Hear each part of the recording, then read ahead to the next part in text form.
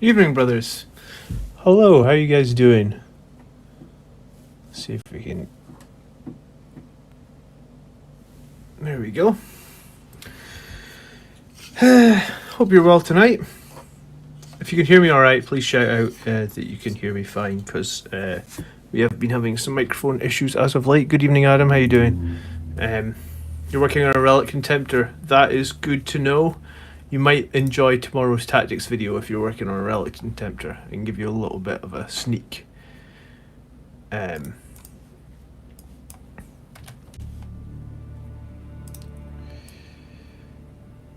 So I need to get some red onto these Eradicators. They look pretty red already, but they're not red enough. So that is the plan for right now. Just move a couple of them. Maybe they can, yeah, just set out a shot. Cool. Let me just check. I think I'm having some problems live on Twitch right now. I'm definitely live on YouTube because I see people chatting. Not 100% sure if we're live on Twitch yet. We are now doing this thing where we are going to be live on both platforms. I'm actually trying to hit 50 followers. I guess it's not subscribers over on Twitch, it's followers. I'm trying to hit 50 followers over on Twitch, so if anyone hasn't followed over there, even if you primarily watch on YouTube, it would be cool if you just hit me up with a follow on Twitch, because we're trying to build that up to 50. That's the next milestone on Twitch, and then I think after that it's maybe 75.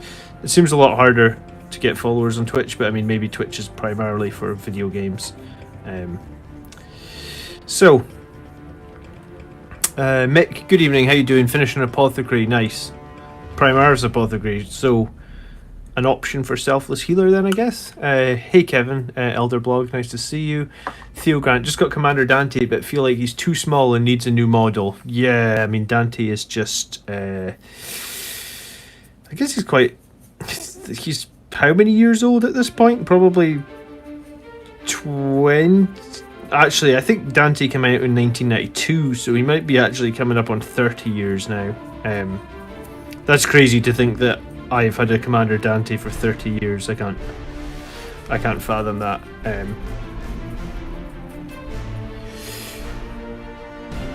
Maverick, Sangregard or Death Company in terms of strategy and synergy? Oh, that's a tough question, man, because I use both, and I think in their own ways they both have strengths. Sangregard, I think, have strength if they're going to be around your Warlord on the tabletop, you know, to get that +1 to hit from being next to Warlord. They obviously are probably our hardest hitting troop choice, or sorry, they're probably just our hardest hitting elite choice, I guess, in 9th edition. So Sangregard are great. You definitely want to run Sangregard. Like, I would advise you to have at least one squad of like 7 to 9 is usually what I advise. But I think Death Company can do a job, and it depends what job you give them. If you have 5 Death Company with chainswords, right, and you deep strike them, and you manage to charge into a squad of, let's say, intercessors, or I guess any 2 wound unit that has like a 3+ save and has toughness 4, your Death Company, your 5 guys with chainswords, 6 attacks per model, will actually do an average 8.5 wounds against those. So this is why I really don't recommend people using intercessors to hold objectives, right? Because if you were playing against me and you're holding a backfield objective with intercessors, I will drop down my Death Company in one turn. I will do 8.5 I won't do 8.5 wounds, I'll do 8.5 damage, like with the maths of me having those 6 chainsword attacks hitting on 3s, then wounding you on 3s because of the Red Thirst, then you failing your saves because the chainswords are now -1 or potentially -2, you will lose 8.5 wounds. So like, if I'm playing against Space Marine player, I will 100% drop that 5-man Death Company and take out whatever unit they've got in their backfield objective, forcing them to burn 2 CP to auto-pass the morale test, or, you know, they maybe fail the morale test, or they just don't take the morale test and I kill them next turn anyway. So it's like, I generally think Death Company that's like one of the strongest ways you can use a 5-man Death Company. I think it's just generally very, very useful. So, hard question to answer precisely. Sorry, I got something driving me mad on side my glasses at the moment. I know the bike is cool, but I love land speeders. Yeah, did you guys hear about the giveaway that we're doing on the channel? It's probably going to be next week. Depends on when all the pre-order stuff came, but we have actually ordered for the channel a multi-part kit of Eradicators, a multi-part kit of Blade Guard Veterans, a multi-part kit. Well, I guess it's not a multi-post kit. It's just that new Storm Speeder. So I've ordered all those. And if you make sure you check out next week's tactics video, whenever they come, we'll do some sort of giveaway where all you'll need to do is put a comment on the video, and maybe there'll be like a slight question, so you can't just blindly comment. You need to know a little bit about Blood Angels, and if you comment on that video, then you'll be in a chance, and wherever you are in the world, we'll get those kits sent out to you as a little thank you. As I guess we approach 4,000 subscribers, we're on the march. I got married in 1992. Well, your marriage is as old as our commander Dante, so I guess enjoy that if there's a way you can enjoy it.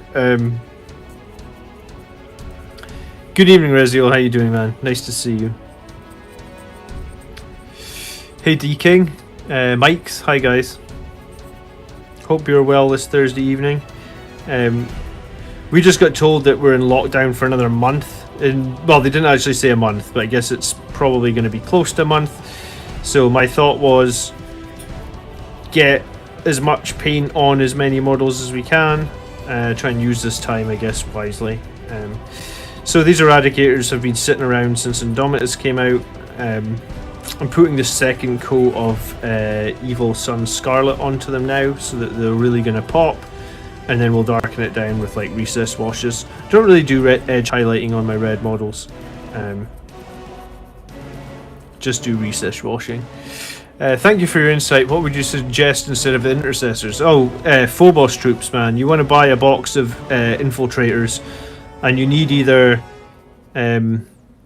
I mean, heavy intercessors are coming out very soon, and they'll do a job as well, I think, of holding backfield objectives. But right now, the best option for if you just want to hold the backfield objective and you don't have to worry about it, then you want infiltrators, I think.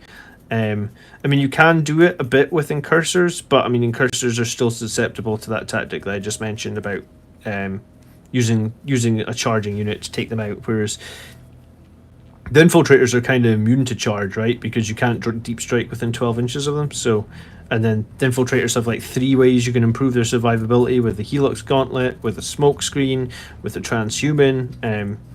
Infiltrators will, I mean, they can still die just like any other unit, but killing them in one turn from deep strike is very, very difficult.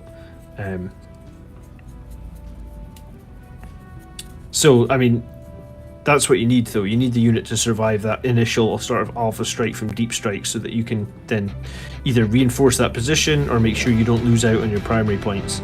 And I know a lot of people talk about intercessors, and they think that intercessors are good for, you know, like I've won too many games because of that 5-man death company.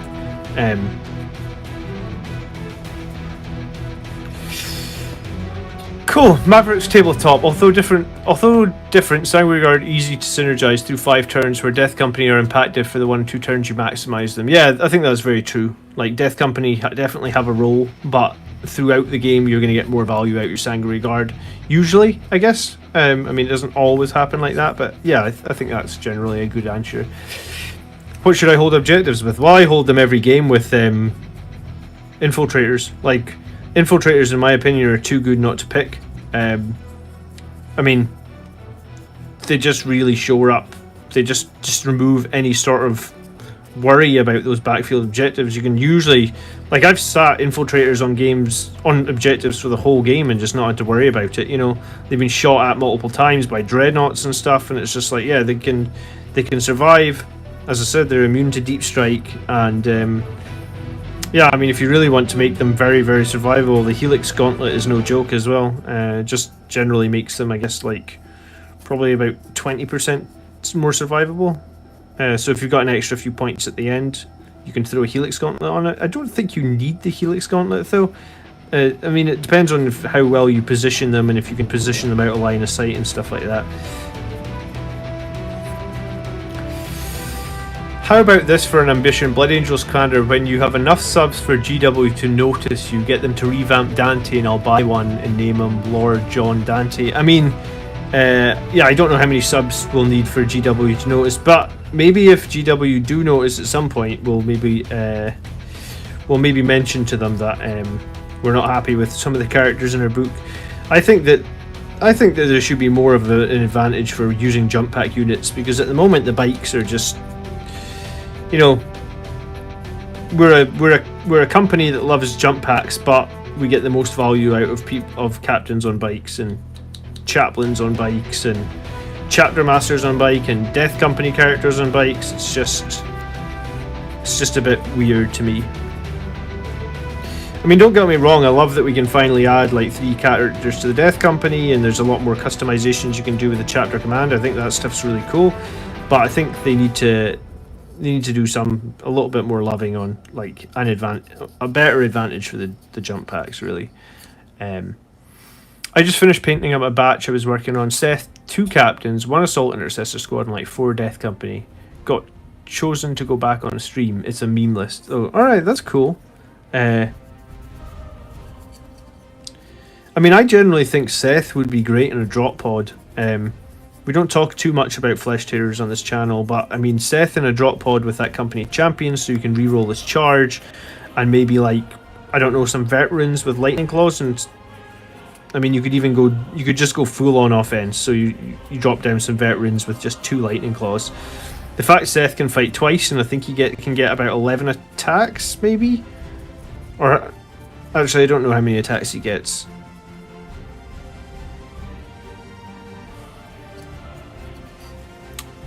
Never considered infiltrators, V's and cursors. How would you build a soup list with Blood Angels being the main core detachment? That's a tough question for me, man, because I don't really make soup lists, right? Like, I'm just all about Blood Angels. I'm trying to think, like, the main other Marine players I play against are Ultramarines, Iron Hands, and Dark Angels. Is there another Marine player I play against? Not really. You know, like, right at the beginning of 9th edition, I thought like a Titan would work really well with Blood Angels, just because, you know, the one thing Blood Angels seem to lack a little bit of is really effective shooting, and I was thinking like, oh, a Titan would work really well with Blood Angels, and then you just have the Titan as sort of like a 400 or 500 point heavy support model, but and then like you said, the main detachment is Blood Angels, and we have some Sanguinary Guard and all that sort of good stuff. But I mean, we can kind of do that like just off camera here. I actually just recently bought, it's going to be hard to see the angle here, but like this is another super heavy tank, because I have 2 super heavy tanks now. That one's in construction, and like, or it's constructed, it needs painted rather. But yeah, like I don't know how I would build a soup list if I had to build one, right? Because like I've been so focused on Blood Angels. I think right now I have like one of the strongest Blood Angels lists you could possibly put together built, and as soon as the lockdown in this area ends, then we'll be back live Monday night, 7 PM UK time for live battles. I've actually bought some new lights, and we have a new battle mat, and I bought a new microphone for the live show as well, so hopefully the sound quality is better. So I guess like during this lockdown we've just been getting ready, so you know, we'll have the live show back as soon as we possibly can, and yeah, I mean, like, my lists will just be 100% Blood Angels, and probably not going to run the super heavy tanks for a little while, just because like we were on like a 7 or 8 game win streak with the super heavy tanks, and people just kept asking. They were like, will you run other lists? And I was like, I was going to run that list until it actually lost, but yeah, I think I'm just going to retire it since we've been in lockdown for so long, and I want to get round to playing with some of the other stuff that I bought recently. So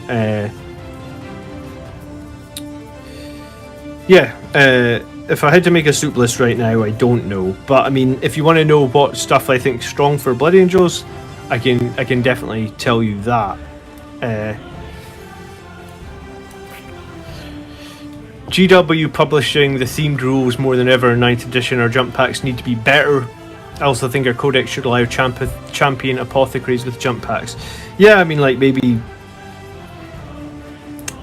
you know, like you said, they're doing more themed rules than ever before, so maybe it's just a matter of time before we get all these rules that we really feel like we need. It's really hard to say. But, I mean, like, our characters badly needed an overhaul. Like, when I think of, like, really fieldable characters that I want to use in 9th edition, unfortunately, like, none of our named characters spring to mind. Like, I know somebody just said they bought Dante, and I mean, I guess that's fine, but, like, he's just outmatched by the chapter master on the bike, right? If you want to play a fluffy list or a non-competitive list, by all means, Dante's fine. But these other characters now are too good. Reziel says, I like 2 Incursor units and 1 Infiltrators. Really fits the way the Blood Angels play. Yeah, I mean, that's what I was kind of aiming to fit into my list. I didn't quite manage it. So I think I guess I'm going to wait and show you the list once it actually plays, because yeah, I think 3 Phobos units is actually the strongest that we can have for Blood Angels right now. You guys know that I've been running like 2 Phobos units and a squad of Assault Intercessors, but I do think the 3 Phobos is the best option. I actually have my 3rd Phobos squad right here. Look at this. These are this is a Phobos squad where I gave everybody a beakhead. So these are going to be Incursors.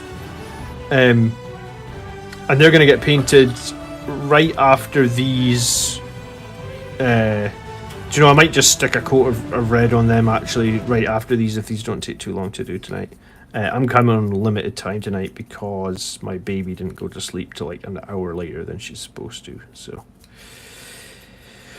okay. A Knight Ride, not a 2,000 point Titan. Did I say a Titan? Sorry, yeah, I meant a Knight. A Knight Crusader is the one that I actually looked at. It's late here. I've had a long day.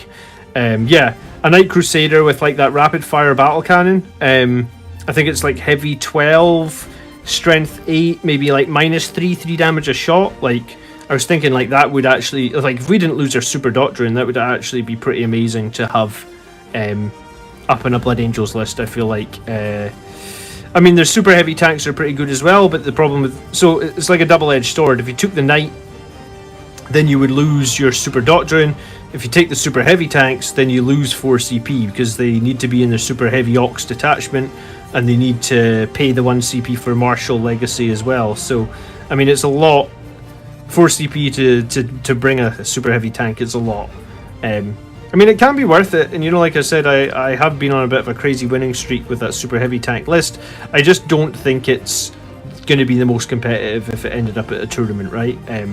I think it's pretty competitive on the table with me and my buddies, and they actually really struggled against it. They tried various different tactics against it and really struggled.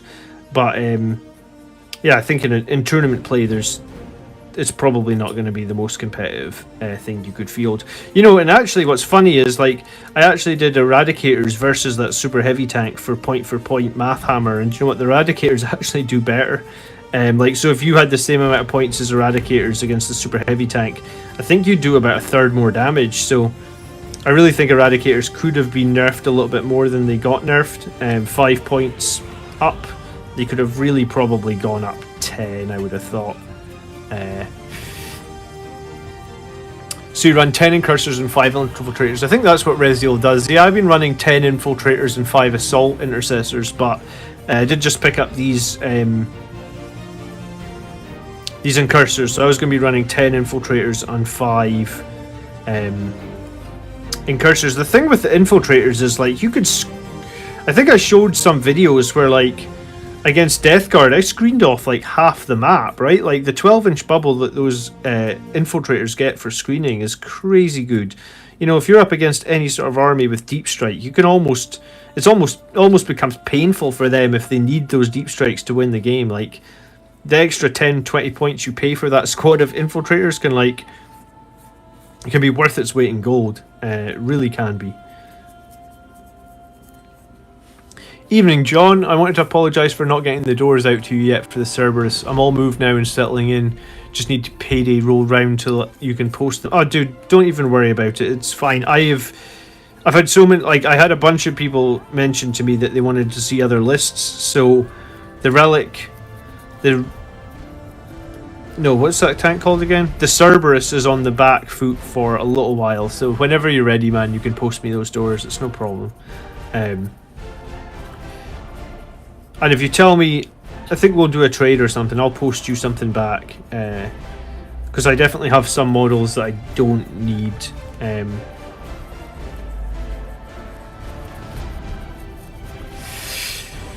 Dante's good. I've heard the arguments against him loud and clear, but I still see his usefulness. It's not like the alternatives are perfect in all cases. No, I mean, it's certainly not. And Dante isn't bad. I wouldn't go as far to say he's good. There's too many melta-guns on the table now for Dante to be good, right? Because it's like, if a single melta-gun hits him, it can wound him on a 2, and it can literally kill him if it goes through his armor save. So I don't like playing 175 points for a character that, you know, can be wounded on a 2 and then just die outright. It's really quite rough. I play against a guy that has Sisters of Battle as well, and he uses Miracle Dice for like Melta shots and Infernal Pistols and stuff like that. And yeah, you can just guarantee your character's going to be deleted straight off the board. So this guy, I put one of the Inceptor helmets on him because I had one spare. So looks a bit weird, I guess, but yeah, why not? He's armored up, I guess. The most competitive named character is Lamartis, as he can recite 2 litanies, is Death Company as well, and does not impact litanies and other chaplains. Yeah, I mean, you're probably right. In terms of point for points, right now, Lamartis is probably actually the best character we can get in terms of named characters, right? If you had to pick one of the named characters to be the most useful and the most point effective, then you're right, it's probably Lamartis. But, I mean, the fact that we're so limited on HQ slots in this edition, would we pick Lamartis over some of the other characters that we can make? I kind of feel like the answer to that is no, but I mean,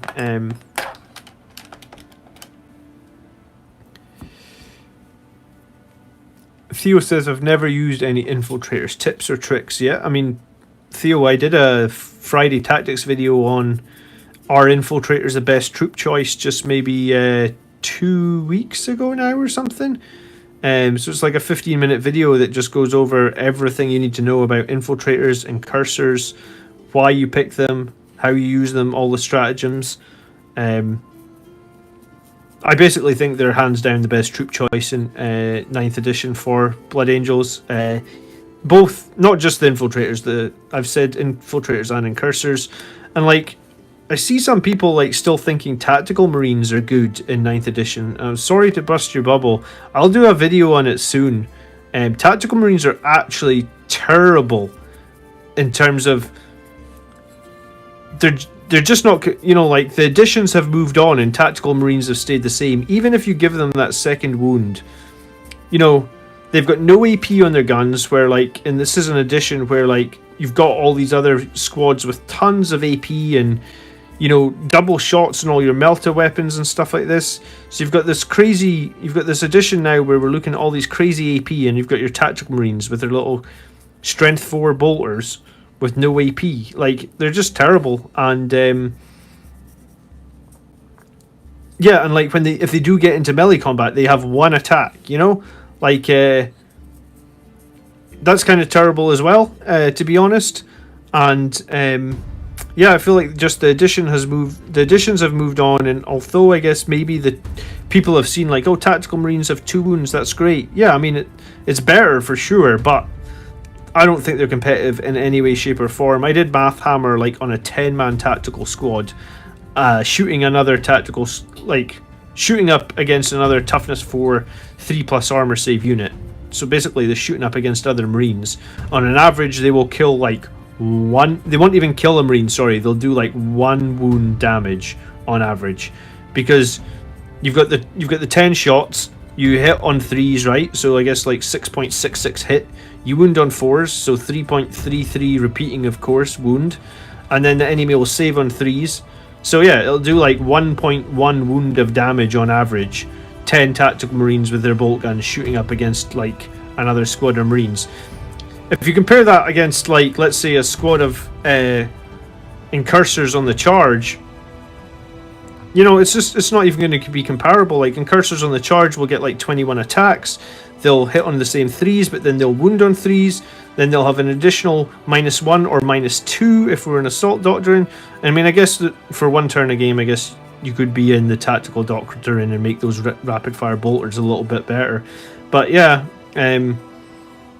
I guess my advice right now is I need to do a video on it, because not enough people have actually looked into that and thought about the numbers. But tactical Marines are performing crazy poorly. When I looked at the numbers, I was disgusted at how bad they were. I was like, right, you know, at some point I was thinking I'm probably going to paint all these tactical squads that I have sitting around. Now I'm like, yeah, I'm not even going to touch those tactical squads. There's absolutely no point. I'll never put them into any of my lists. Evening John, evening brothers, currently sat down putting together 10 Vanguard veterans with Primaris bodies. Nice, man. Are you putting the claws on the Primaris, on the Vanguard veterans then? Because claws, I need to do a video on that as well, but claws seem like they are definitely the way to go. And yeah, we've got a tactics video coming out tomorrow on the channel about 12:30, so make sure you, 12:30 UK time, so make sure you keep an eye out for that. I saw your post on the What the 40k channel vid regarding the lack of jump pack thematic in Blood Angels rules. Yeah, I agree. Yeah, I actually just found the What the 40k channel a few weeks ago now. Seems like a pretty cool channel. The last few videos he's done have been Blood Angels related. I guess that's why I found it. He did like a thematic Blood Angels list and a thematic Flesh Tearers list, and now he's done like another video on Blood Angels. So if you want to see another cool Warhammer channel, then yeah, check it out. I think it's just called What the 40k on YouTube, and you'll find him. Cool channel. I mean, point for point, tactical Marines are the toughest troops, maybe except heavy intercessors. Point for, well, I mean, I guess they're, yeah, I mean, I guess the 2 wounds has made them a little bit survivable, right? Hey, thanks for the follow, Thraxis. Welcome to the channel. Nice to have you. I am trying to get up to 50 followers on Twitch, so every follow is appreciated. Yeah, I mean, point for point, maybe they are survivable, but there's no option to do transhuman. They obviously don't have smoke screen like the Phobos units. They don't have the guerrilla tactics redeploy, and yeah, they just don't do any damage. That's my issue with them. Like, maybe they survive, but they just do literally no damage. It's kind of sad how little damage they do. I only bring tax for the points efficiency.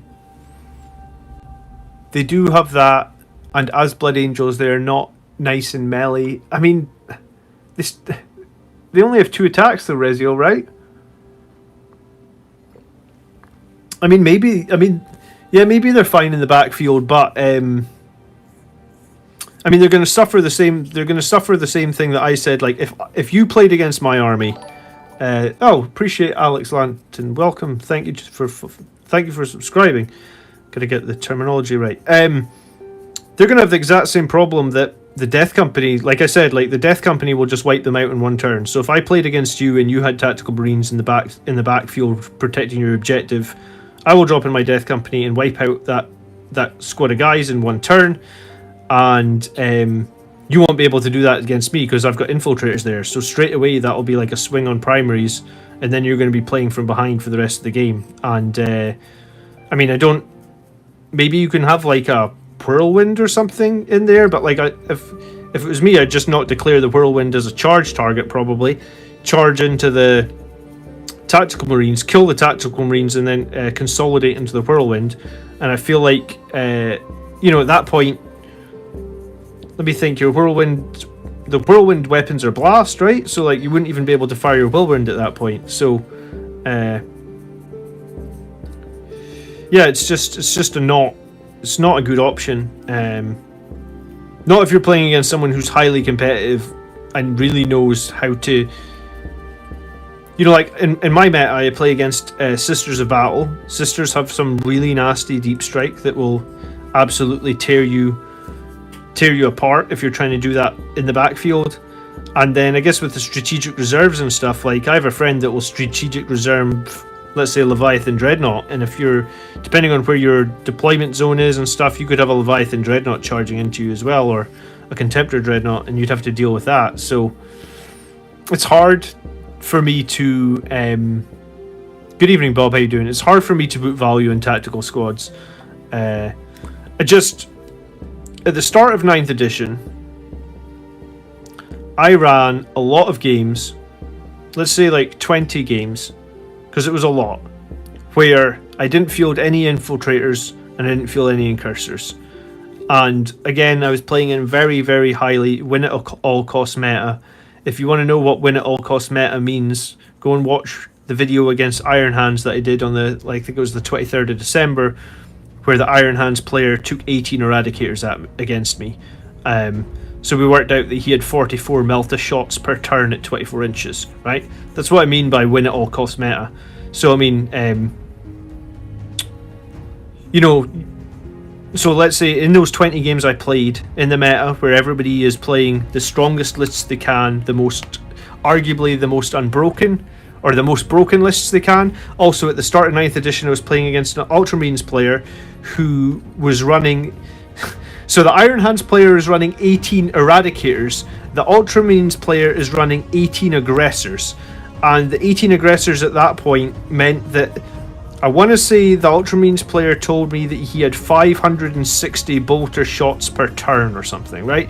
So like I'm running in this meta where everybody is using the most powerful thing, like, sure, part of the game is skill, but right, in these lists that we're coming up against, you know, like 18 Aggressors for Ultramarines, and Ultramarines were able to have the Aggressors move and still fire twice, 500 bolt rounds a turn, and it was just like, one of my biggest weaknesses was my backfield holding objectives, not being able to protect them properly. And I was, at that point, I think I used Tactical Marines in one game and wasn't impressed with them, but I used regular intercessors a lot. Let's say like 19 of those 20 games was regular intercessors, and just far too many games I lost because the regular intercessors would get deleted off the backfield objective. There would be a 5 to 10 point victory point swing because of it.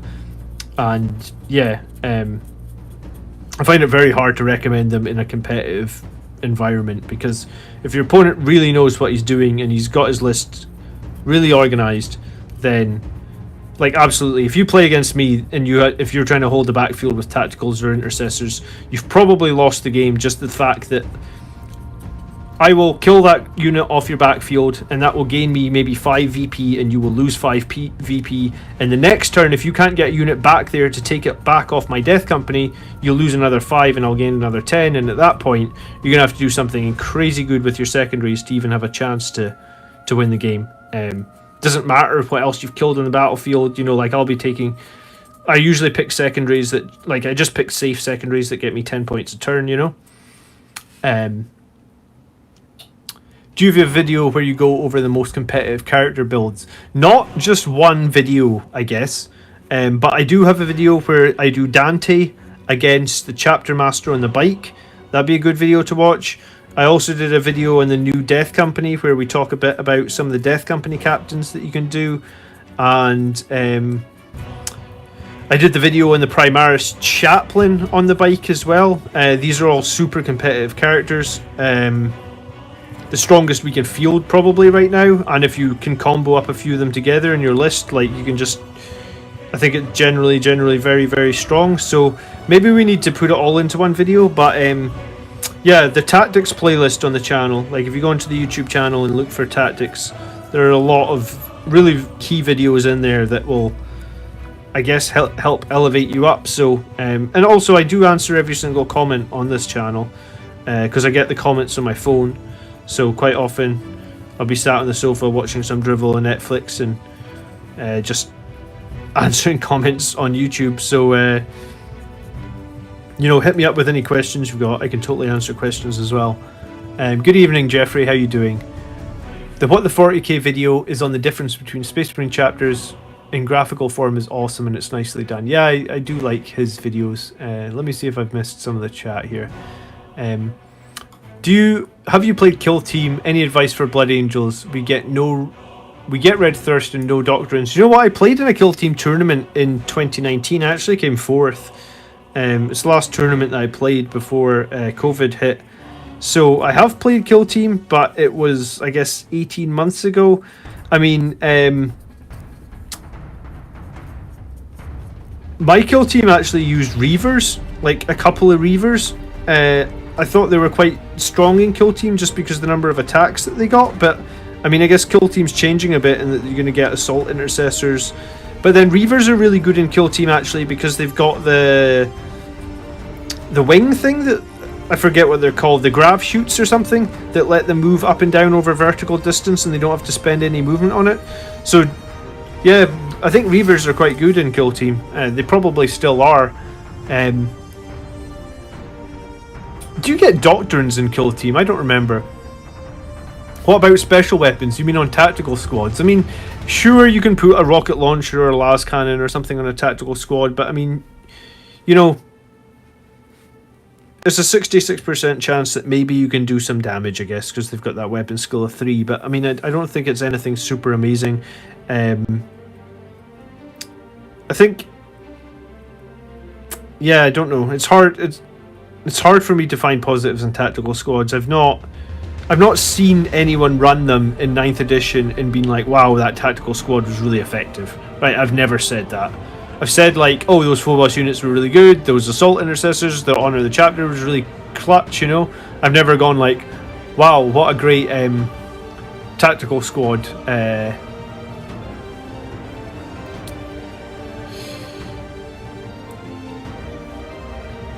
Oh, hey Alex, thank you very much for joining, becoming a member. That's much appreciated. I do not know why that didn't pop up, but there it is now.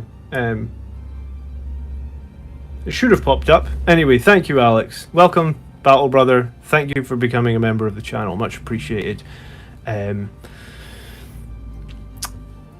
Blood Angels Commander, perhaps an interesting video would be how you make jump packs thematic, like what rules you might like to see to make them better than bikes. Yeah, to make them better than bikes, they're going to need to give us like an additional attack or something for wielding a jump pack. Or for being, like... It's going to be difficult, right? Because, like, the bikes, in some situations, the bikes are giving you, like, what, +2 wounds and +1 toughness? I mean, it's a lot. Like, you would have to... in some situations, the bikes are actually 10 points cheaper as well, which is the crazy thing. And, I mean, like, all you really lose is the ability to deep strike. But in turn 1 with Turbo Boost, the bike moves a guaranteed 20 inches. So... the deployment zones aren't that far apart in 9th edition. 20 inches is more than enough to set up for that turn 2 charge, which is kind of all you're getting from the jump pack anyway, right? So you would deep strike in on turn 2 and get that turn 2 charge. So it really...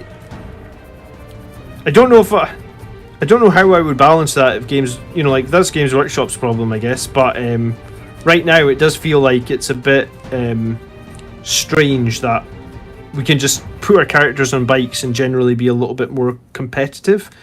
And I haven't had... I think in maybe like one game so far, I've been using the bike characters for, let's say, about 10 games now. And I think in maybe one game there came a point where like it was a bit annoying because he was on a bike and the enemy were in defensible or breachable terrain, or so it was like he couldn't make the charge and had to wait one more turn and like move round the terrain to get to the enemy. But, I mean, the biker was still there. He still gave... I used the biker as a chapter master, or one of them as a chapter master, rather. And he still gave his buff, his rerolls to the Sanguinary Guard. He was still within 6 inches, so the Sanguinary Guard could get that +1 to hit as well. So, I mean, the only thing we really lost was, like, one turn of Thunderhammer hits, but in the grand scheme of things in that game, it didn't really matter. So I guess that was maybe a little bit fortunate, but at the same time, I mean, like... I guess the question is, when the biker got shot in that game, the biker got shot by 12 melta guns at point blank range, and he survived and only lost 2 wounds. You know, if that was a jump pack captain and he only had like a toughness of 4, pretty sure he would have probably died. So I guess you can look at it that way.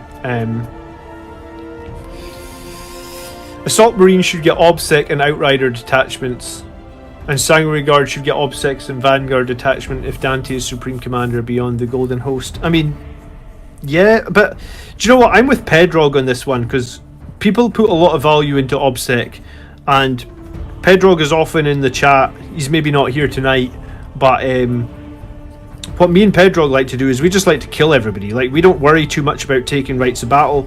We just take warlord traits that buffer troops, and we just, you know, we just get into those objectives and just kill the enemy. Like, screw removing OBSEC or screw making us OBSEC. Just kill them, right? Use your red thirst, use the strengths of our army, and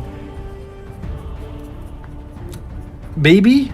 But I think an interesting thing to think about, right, is if you think about 9th edition, most battles have like 4 or 5 objectives. I mean, there is some with 6, right? And most of the time you can control 2 fairly easily, right? And if you control 2 objectives the whole game, right, that's literally usually 40 points. I know in some maps it's not, and maybe you need to control more, but on the standard maps you control 2 the whole game, you get your full, or you get 40 out of 45 victory points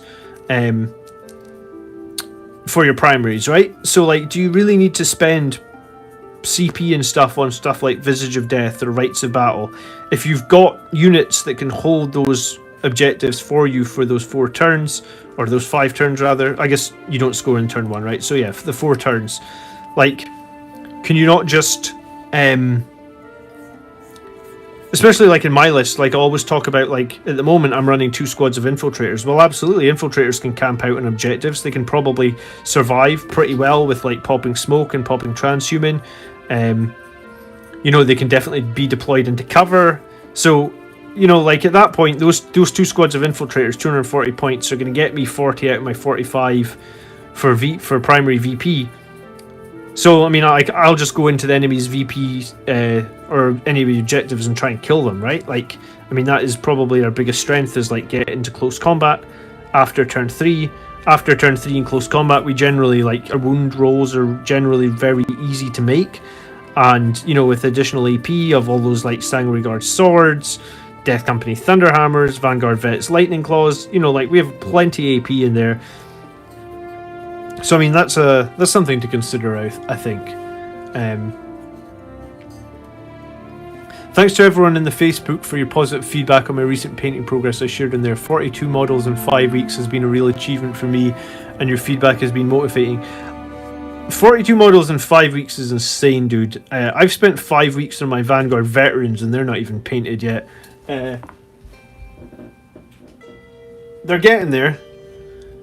So these are my gold Vanguard Veterans that I'm working on in a batch paint off stream. So they are getting there, but like honestly, I've spent 5 weeks and I'm only doing 11 of these guys. So we'll see. You know, they're at least like probably 2 weeks from being finished as well. So 42 models in 5 weeks, Skitley. You get a big thumbs up from me on that. What paints do you use to paint on the Blood Angel? Sorry, like. Damn. I'm using at the moment just I really need to get a better overhead stand. This one is a little bit of a nightmare at times.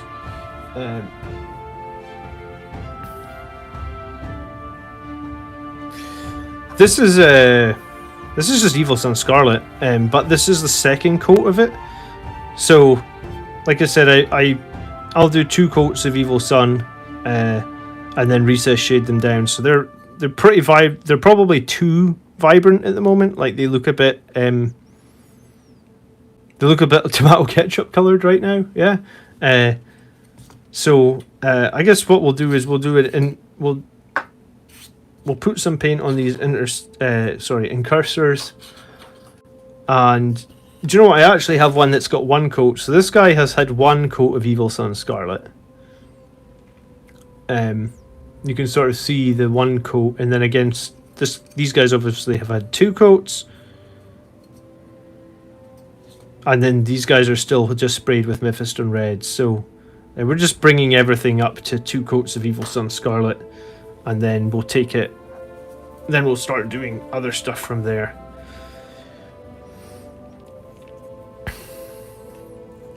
What is the time? 11 o'clock. So I just got like another hour on me tonight, unfortunately. Just the way the cookie crumbles. But yeah, tomorrow's tactics video should be pretty good. And I've done like a shitload of Maths Hammer for tomorrow's video. So tomorrow's video took like 6 hours to make. So if you want to know the maths and know exactly what is good to run, definitely be sure to check out the video. It's going live on the channel about 12:30 UK time tomorrow. I basically started the army at the beginning of the year and have 1900 points painted. Wow, that's impressive. Love Lightning Claws on Vets. Yeah, we're going to do some Math Hammer on Lightning Claws on Vets soon. We're going to actually compare them against Death Company, because I've done a lot of videos about Death Company, but I haven't really done... I did one video way back when the channel started on Vanguard Vets, but I haven't touched them since. So I'd actually like to... I'd like to go back and look at them now, because obviously I'm doing things a little bit more detail now than when the channel first started. So hopefully I can add a bit more value and we can actually get a bit more data in about them.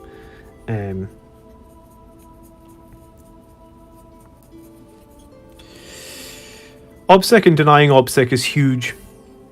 I wouldn't take into a primary strategy, but it's a solid concern. Otherwise, why ever take a battalion? I mean, I guess you take a battalion in that you start with 12 CP now. I mean, that's pretty legit. I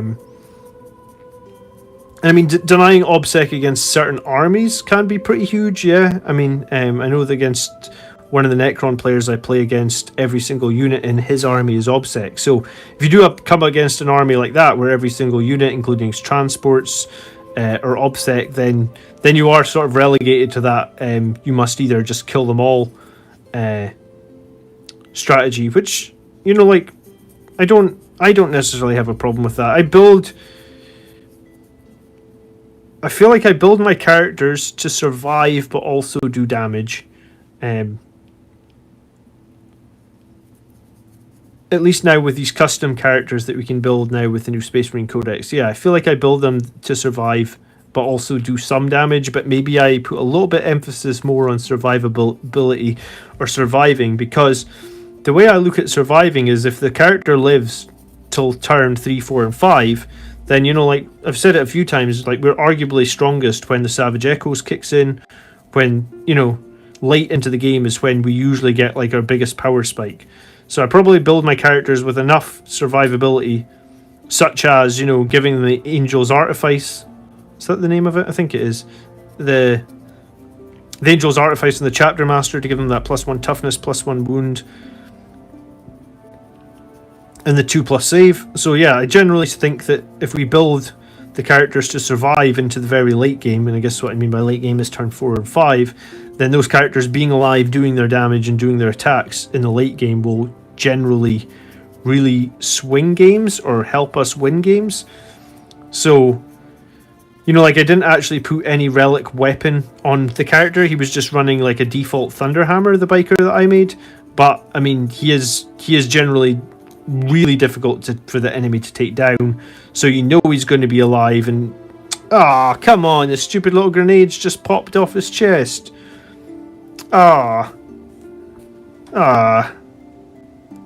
annoying is that?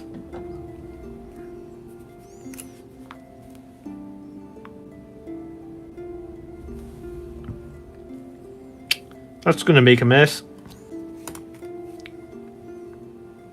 These things are always a nightmare to get in anyway. No, it doesn't look too bad. I'll have to put that down to the side for a minute though.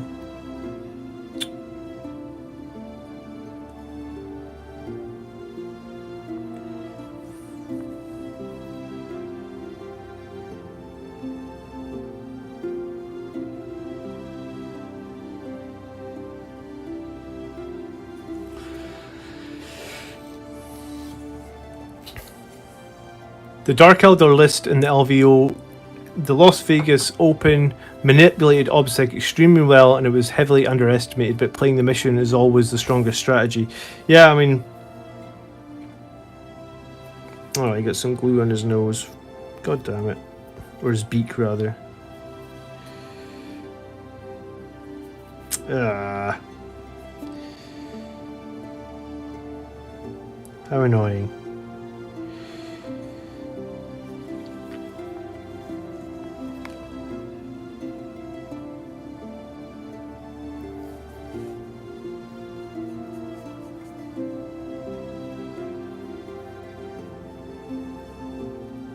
I was going to paint these helmets yellow anyway, so... Must have just caught it or something, or it wasn't stuck properly.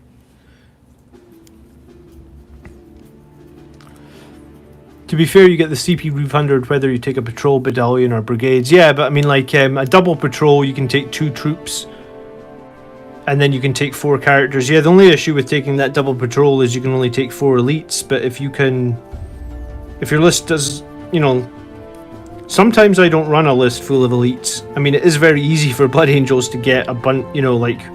We are kind of elite hungry, but I mean, there is other ways to get around that, such as taking the company champion, and taking like a squad of company veterans, because they are elites, but obviously they don't take up a battlefield role.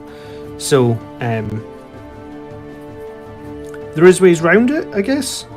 But yeah, a couple of patrols and you would start with 10 CP, right? And you could have 4 HQ. I think that's pretty decent. I mean, our HQs are so good right now. The librarian, the utility librarian, the chapter master on the bike, a Death Company captain, a Primaris chaplain on a bike. Yeah, I mean, I can think of 4 I could probably actually think of 5 HQs I would really like to include in my list, but yeah, I mean, realistically, you could maybe do 4 pretty easily.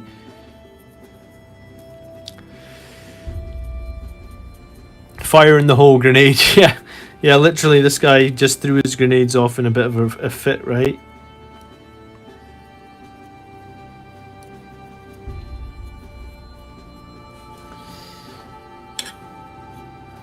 So I guess that's 1 coat of red there against 2 coats there.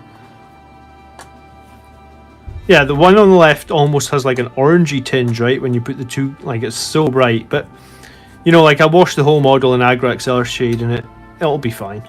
It'll actually look pretty good. Good evening, Hydra. How you doing, brother? What do you start with, Blood Angels? My list is 8 elites. Yeah, I mean, like, it is easy to take a lot of elites with Blood Angels. What do you start with Blood Angels?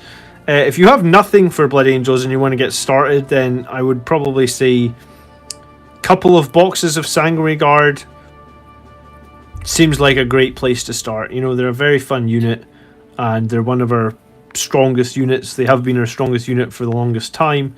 So, yeah, I would recommend some Sanguinary Guard to start with, but if you need to get some troops to get started as well, then I'm going to say get a box of Primaris Infiltrators. So maybe, and maybe I'll make a, you know, like, maybe I'll actually put some time apart and make a video on what you should buy for your first 1,000 points of Blood Angels and how to get started. But definitely Sanguinary Guard, and you're going to need a couple of boxes because you only get 5 in a box, and I don't actually think 5-man squad is that great.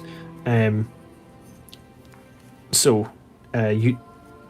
feel like they work best in squads of 7 to 9.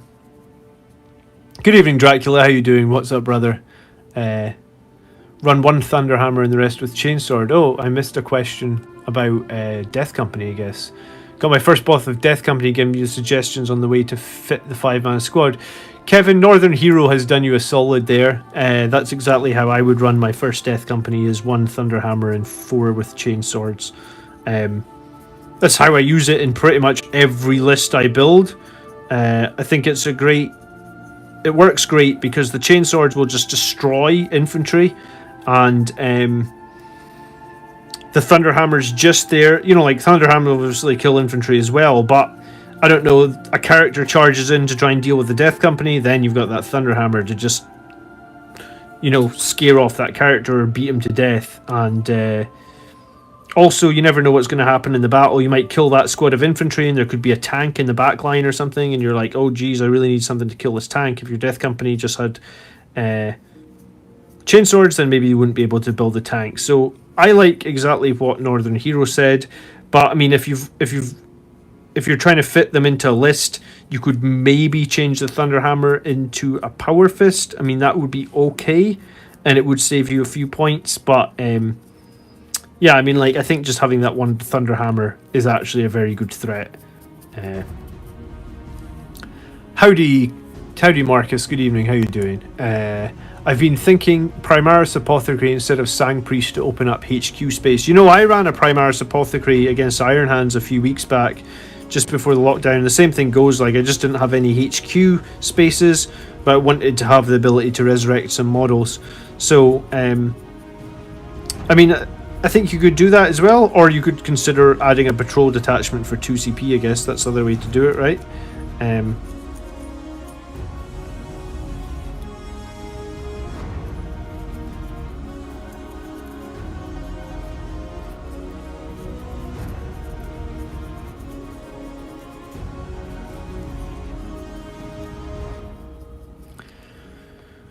John, have you done a video comparing incursors and infiltrators? Yeah, man, I have done that video. It's called Search for something like... Well, I mean, I don't know if you could just search my channel. Like, I'm not sure if that's a thing you can do, but it's on the Tactics playlist. So if you go to my channel main page and click on the playlists, they're like right there on the main page. And I think it's called something like Are Infiltrators and Incursors the Best Troop Choice in 9th edition? Something like that.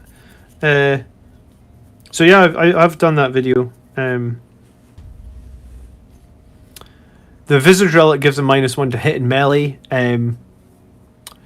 Yeah, do you know what? I don't know if I rate that -1 to hit and melee all that much, right? Because, like, you know, it's funny that it's -1 to hit and melee, and then melee's like where the Power Fists and Thunderhammers and Eviscerators already are with all their -1s to hit. So, like, against, like, heavier type infantry, it gives you absolutely no bonus sometimes.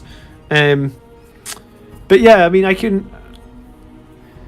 I understand the Rites of War and the Visage of Death strategy, but I'm a Blood Angel player that likes to hold my any objectives on my side of the map. I'm going to hold them, right? Like, I may, you know, like, some Blood Angels players maybe just go like full assault intercessors and just throw everything forward and don't care about holding their own objectives too much. I generally hold mine. I feel like it's a safe and secure play, and it kind of protects any sort of deep strike shenanigans, because usually I'm holding them with infiltrators, so I'm kind of quite protected. So yeah, I mean, different players have different ways of playing, I guess.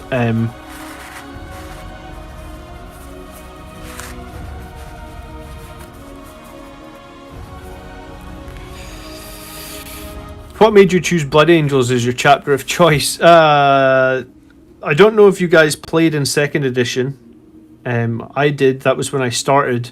And the 2nd edition starter box came with 20 Blood Angels. And I was maybe 9 at the time, I guess, because I'm like 37 now. So in 2nd edition, the starter box was Blood Angels versus Orcs, and it came with a guide on how to paint Blood Angels. And I mean, I don't think I even made a conscious choice. I think I just got the painting guide, opened it up. It was Blood Angels, and I was like, okay, so this is what, you know, this is what you do, I guess. And over time, I did collect other armies, but I sold them all, just traded them all for more Marine stuff. So my collection of Blood Angels now must be, if it's not 20,000 points, I would say it's probably close. The collection is so big that I can lose stuff within the collection, you know, like, it's a bit crazy. Yeah, I mean, the video is already there, Gitley, but yeah, I mean, anytime you guys need a video to look at stuff, I'm generally happy to make it. Sometimes I have a bit of a backlog of videos that I want to make, but, or like, you know, like, I've had a few requests recently for, like, comparing Vanguard veterans against Death Company. So I've had other videos that I wanted to get through because you know, sometimes you want to, yeah, I mean, I just felt like I had to do a couple of other videos first, but we are going to do a Vanguard Veteran video against Death Company, because the Vanguard Veterans with their claws and their shields seem to be very popular at the moment. We'll actually get the full numbers done on that, but yeah,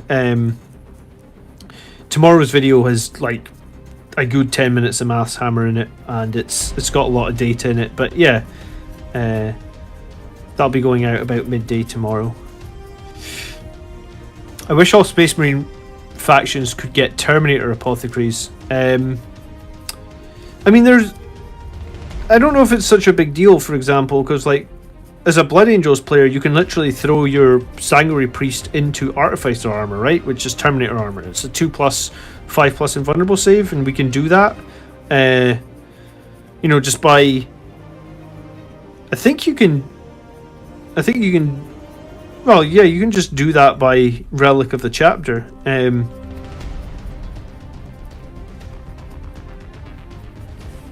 But I mean, I think there's two ways you build the Sanguinary Priest. You either build them for survivability, or you build them for damage. And I tend to build them for survivability, but the more I think about it, the more I think maybe you just need to build them for damage, because like it's hard to make him super survivable just because he's got low toughness and he has generally pretty low wounds. I think he's just on 4 wounds, right? So I mean, I guess that's why some people like the armor Indomitus on him, to give him up to that 5 wounds and the 2+ save. But yeah, I mean, that leaves him without an invulnerable save. So I mean, I can see the Terminator apothecaries would be useful maybe, but I mean, our army's so mobile, so maybe they wouldn't be as useful as you think, because you need, one of the reasons that I guess they made the jump pack on the apothecary cost so much is because it's so strong that you can just keep up jumping around the battlefield healing people. And remember, the other thing to think about is you heal and revive people at the end of the movement phase, right? So if you have a jump pack, you can essentially jump 12 inches, then you can advance d6+1, and then you can do your healing. So potentially you can heal a unit or revive a unit that's 20 inches away at the start of the turn, which is pretty great, I guess. So I don't know if we necessarily need Terminator apothecaries. I think we're in a pretty good state for the apothecary rules as they stand currently. Look how frayed this brush is. This is ridiculous trying to paint detail with this, but we'll try and get those edges without doing too much, ruining too much at the base. Yeah, look at that. That's a good tip on that brush, isn't it? Wow. Is this a kit bashed head? Yeah, so I hate painting faces, man. Like, detest faces. I don't know if I ever paint good faces. So I decided I racked through all my bits boxes everywhere I could find to get 5 beak heads for my impulse incursors. So all the incursors have beak heads, taken from like various Space Marine, you know, like these are the old heads from 2nd edition when I started playing, and I'm going to paint them yellow because that's usually what incursors heads are. So we're going to do yellow beak heads on all these incursors. It'll just save me painting faces. Do you know what? It's not the faces as much as the eyes, right? Like, I don't mind painting eyes on power armor. Like, I generally just, the way I do my eyes is I go into the eye socket with like a warpstone green, then I go in with like I think it's a goblin green or a snot green or some sort of lighter green, and just try and you know, create like a little bit of shading, and then go back in with the warpstone green over the top, and generally it looks fine. But it's just painting like regular eyes that I really struggle with, like putting that little black dot in the middle never seems to be in the middle. They always just look a little bit cheesy when I do it, so decided to just go with 5 beak heads on these infiltrators, and thought that would be pretty cool.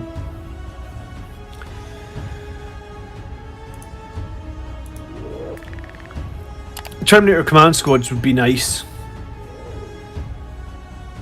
Yeah, I mean, do you know what? I haven't used Terminators as much in 9th edition as I thought I would when I first heard they were getting those extra wounds. I used them for a few games, but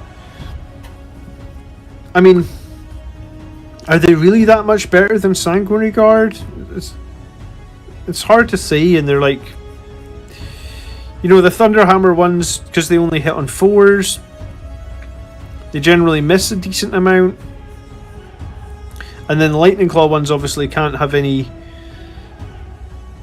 Yeah, I don't know. I honestly thought I would use Terminators more than I've used them, I guess. But yeah, in my recent lists, I've been using Death Company, Sanguinary Guard, Vanguard Vets, or Blade Guard Vets. And yeah, Terminators haven't really been getting a look in. And it's not even a conscious decision, it's just based on, like... They just haven't been performing as well as I maybe thought they would. So maybe... I did do a Terminator video, 2 or 3 months ago. Maybe we should actually do a Terminator Math Hammer video and see if I'm wrong in not giving them as much play as maybe other people are giving them. Like you can put a unit on the battlefield and maybe have a couple of bad dice rolls or a couple of bad games with it and just think, that unit's pretty average. But, you just had an average game or something with them. Your brush is triggering me big time. Well, yeah, I mean, I'm not trying to be accurate here, man. I'm just putting down base coat, so it wasn't as bad. This, it's properly wrecked now, this brush. But I mean, it's because I'm speed painting and putting down base coats. I think this was a pretty cheap brush as well. It's fine though. Like all I want to do is get the Evil Sun Scarlet on like the upper parts of the armor panels. If I hit any of the lower parts, it's fine anyway, because I'll be going over it and tidying it all up. So we're basically like, this is probably why I'm slow painter, because I put basically 4 coats of paint on the models before I even start thinking about painting any detail. I put on the coat of white, put on the coat of Mephiston red. Up until recently, I always painted that Mephiston red coat. Sometimes now I'll spray it, but up until recently, let's say like a year ago, I always painted that first coat of Mephiston red on. Then I paint my Evil Sun Scarlet, and then I obviously have to let it dry, and then I paint my other coat of Evil Sun Scarlet. So yeah, it's probably why I'm so slow. Put 4 coats before we get started. But like they always used to say on the Games Workshop channel, right? It was like 2 thin coats, and I do like the end results that I get to. So I am going to change this brush though, right? Yeah, okay. This I'll admit defeat. That brush is dead.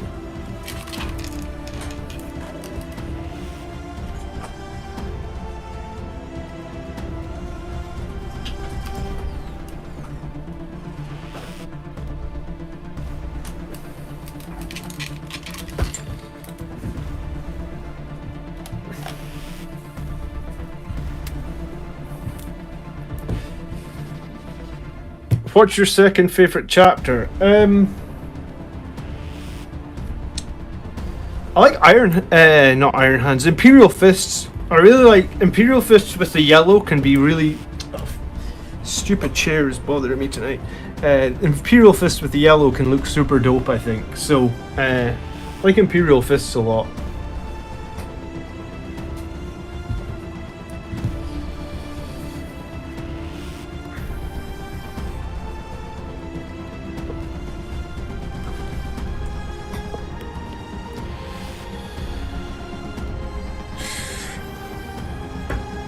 I had to rush to set up tonight, so sorry, this camera is not playing nice.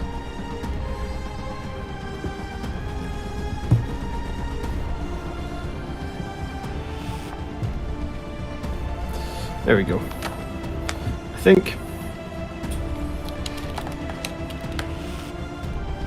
it's hard to outclass their Sanguinary Guard in terms of damage potential. Yeah, maybe that's the problem. Like, I compare the Terminators against the Sanguinary Guard, and like they're never going to be nearly as good as Sanguinary Guard, right? And then they're not mobile. Like the Sanguinary Guard are super mobile, so yeah. I'll get round to running Terminators more in 9th edition. I'm sure I will, but at the moment I want to go to a tournament as soon as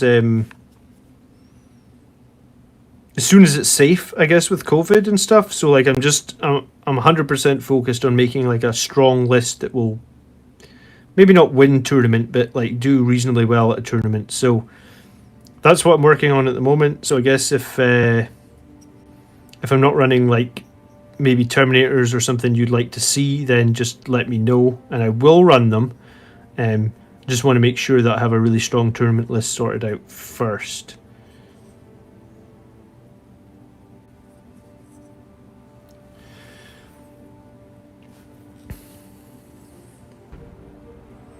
Did someone mention jump pack with Apothecary? How do you get a jump pack? Sorry, Echo Mirage. I probably meant jump pack Sanguinary Priest. If I said jump pack with Apothecary, F for the brush to veteran. Your Marines have common sense. They wear helmets, unlike incursors. Yeah, I mean it always made a little bit less sense to me that some of the Marines would not, like the sergeant wouldn't wear a helmet, right? It's like you're in a friggin' war zone.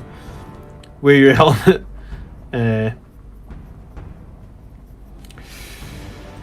Okay.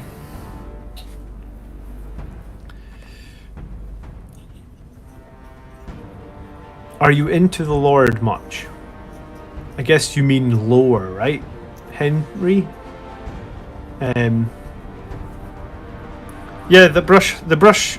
We're back to the terrible brush. We're just gonna we'll sort out the feet and stuff, the bits after we've just slapped on some red onto the main areas. Do you know what? A brush like this would be good for like a tank that just needs a base coat on it as well. You know that? The bristles are so sprayed out they'll get every nook and cranny.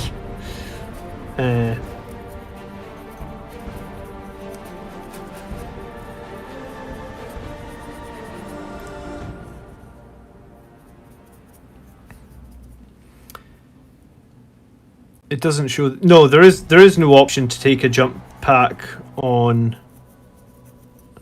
a Primaris Apothecary or the regular Apothecary. If I said that, I'm sorry. I meant the Sanguinary Priest. Because someone was talking about Terminator Apothecaries, and I was saying like you could take a Sanguinary Priest, you can put a jump pack on him, you can give him that Artificer armor to give him basically the Terminator armor, the 2+, the 5+ invulnerable save. So, you know, although we maybe can't have a Terminator Apothecary, then you can essentially make a jump pack Sanguinary Priest with Terminator armor, right? Which is the Artificer armor, or you can give him the what's it called? Armor Indomitus to make him sort of similar in strength. Armor Indomitus is the 2+ save and the +1 wound as well, which is also good. You know, giving him that extra wound when he can actually guarantee heal 3 wounds per turn if he's Chief Apothecary. He can always heal himself for 3 wounds every turn as well. So having 1 more wound, so he's just a bit more likely to be alive to then heal himself for 3 is not a bad option either, right? Don't have the new codex, but assume it's legal as both Warhammer and Battlescribe allow it.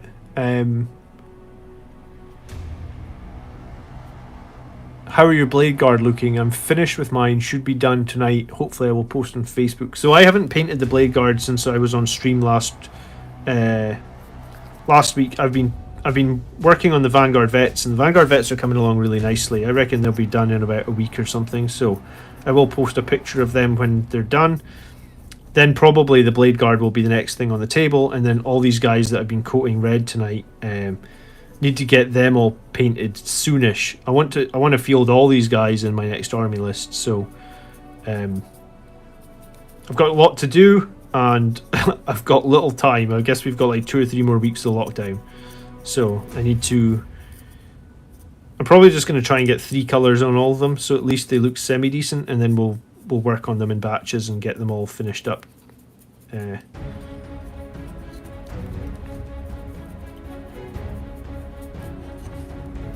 I do like the poses that these Incursor models are on. They're pretty cool, right? I like the guy with the mine as well. I just put the mine on here just because I figured he'd be the captain. Or, always call him the captain, I mean the sergeant. Ordered the Blood Angels Combat Patrol box yesterday, should arrive. Looking forward to getting started on those. Nice, man.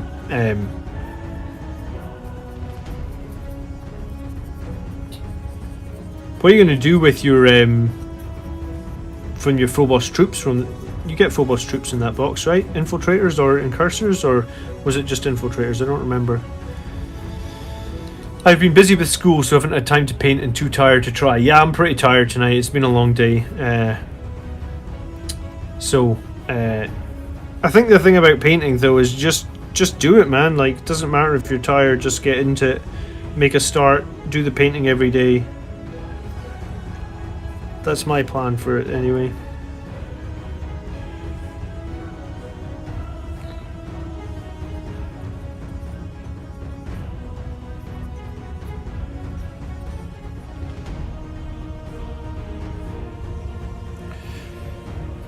Have you looked at an airbrush? Makes those base coats of snap. Just don't go too cheap. Do you know what? I'm trying to buy a new house at the moment. Maybe once I've bought the new house, we'll have room for a room with an airbrush. But right now in this current house, this is the only room that's like that's, you know, like we don't have any outdoor space, or we don't have a well ventilated place. So yeah, I don't have an airbrush yet. And you know what? I'm gonna buy a 4K camera first. That's like the first thing I want to buy, because like we're doing battle reports, right? So I really want to have the battle reports. I bought a bunch of new lights during lockdown. I bought a new microphone. So basically, I want to level up the live stream on the channel, and so the first thing I'm gonna do is buy like a 4K camera. I mean, it'll broadcast in 4K. If you can't watch in 4K, that's fine. But I mean, I think like I have a 2K monitor for my computer, so I mean I can't even watch in 4K technically, but I think a 4K camera will just be better than the camera that I have at the moment. So that's sort of my plan for but after that, yeah, I mean I might get an airbrush. It depends on how much I've got to get painted. Yeah. Alright, cool. We have a base coat on all those guys.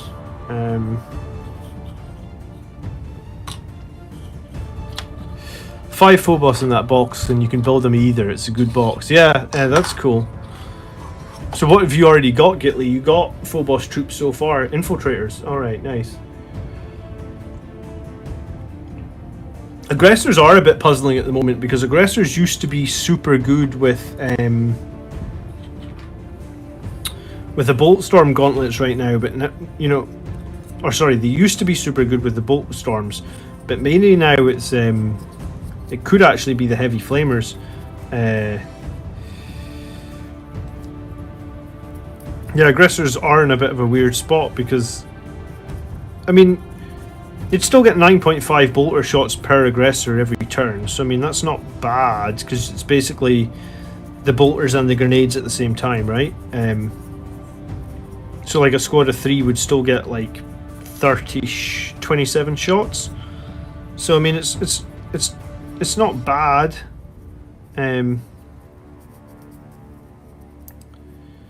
But I mean the auto hitting of the flamers generally means that like you could use them quite effectively as like counter charge. Like you could prevent units from charging you. You could also use them for Overwatch, obviously, the flamers. So I think it's a tough call right now with the aggressors. I actually don't know which is going to be the strongest. Maybe we can. That's another video for me to do in the future. So we will be doing. This is why there's a tactics video every week. At one point, I thought to myself, like, I was like, will I be able to make a different video every week? Yeah, but there's no end to it. There's so many different combos and things that we could do. So yeah, don't worry, we'll get something. I'm magnetizing my incursors infiltrators to be used as either magnets on the backpack sensors and the combat knives ammo pouches, taking a while. That sounds like a lot of work, Highland Phoenix. Good for you though. I don't know if I mean, as much as I don't want to paint another whole squad of infiltrators, I don't know if I would go that far with the magnets. But I mean, it's so you're doing the magnets on the gun as well. I think the aggressors can be good in a BA list for center holding death ball with Terminators and Blade Guard. Yeah, I was actually going to say that the aggressors holding the center with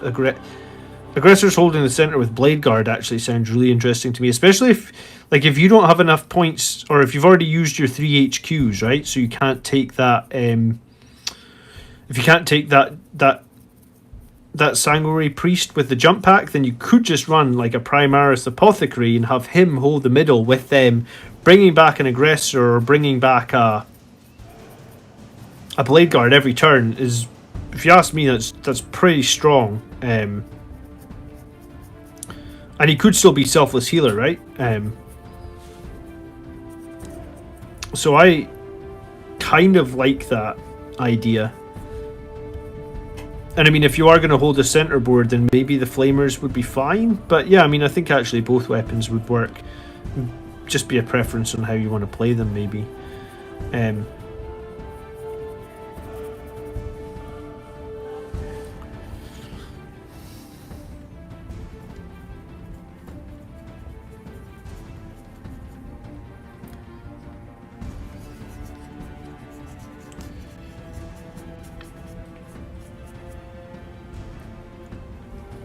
Yeah, aggressors certainly do have good melee. How many attacks does aggressor get? Is it like, I don't remember. I feel like it's like 3 or 4. I think Blade Guard get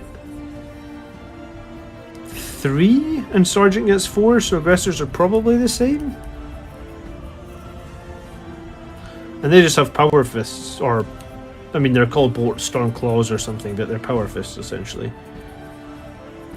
I don't remember if they have them. Yeah, they do have the -1 to hit, though. I'm pretty sure of it.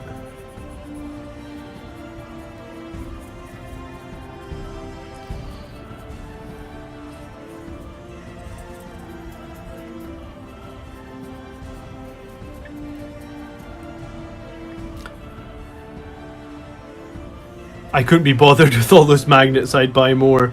Yeah, I mean, I magnetize dreadnoughts, and I magnetize tanks sometimes.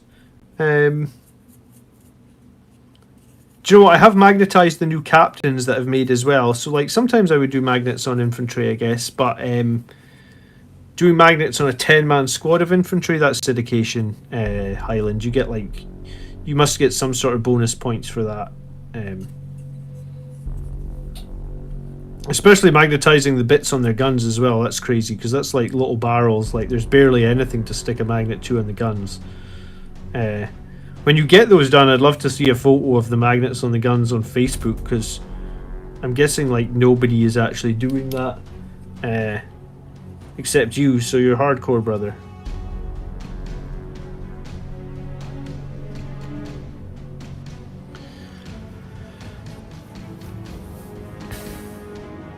The problem is with toss then into a ball with units that have invulnerables is your opponent will likely just nuke the aggressors first, especially if you have them with a melee unit.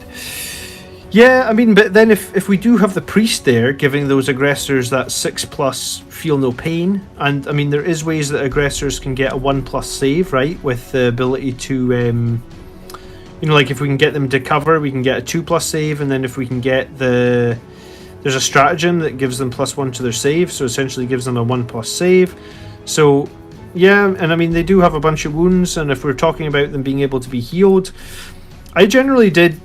So in 8th edition, all my lists included 6 aggressors, and I used the Bolt Storm aggressors, but that was when they could fire twice, and I felt like they were generally a very strong unit choice, because I used to run them next to the Standard of Sacrifice, so they had the 5+ shrug against everything, and... that toughness 4 against toughness 5 makes a big difference against small arms fire. You wouldn't, you know, it's basically against small arms fire you only get wounded 20% less. Like it's actually kind of huge. And then against strength 8 weapons as well, it's kind of huge as well, because it's like 20%. It's like rather than wounding on you in 2s, they're wounding you in 3s.